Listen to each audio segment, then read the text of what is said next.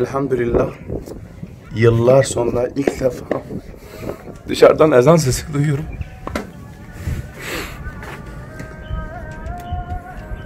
Elhamdülillah 11 yıl oldu. İlk defa dışarıdan bu vakitte aşktan ezan sesi duyuyorum.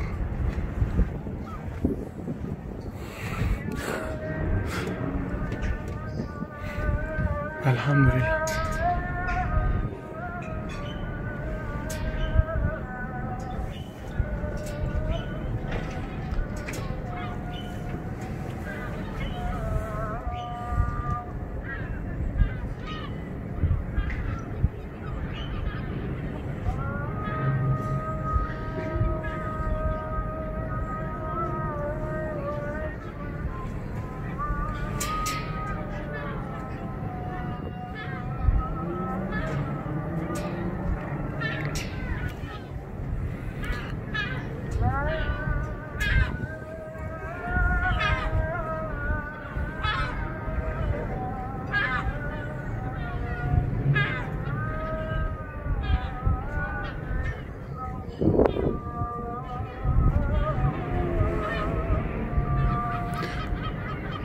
Normal şartlarda bu günde ezan okunmaz, pazar günü bugün çünkü.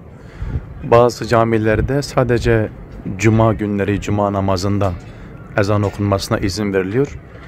Ben 11 yıldır buradayım. İlk defa cuma namazı, cuma günü dışında ezan okunduğunu görüyorum.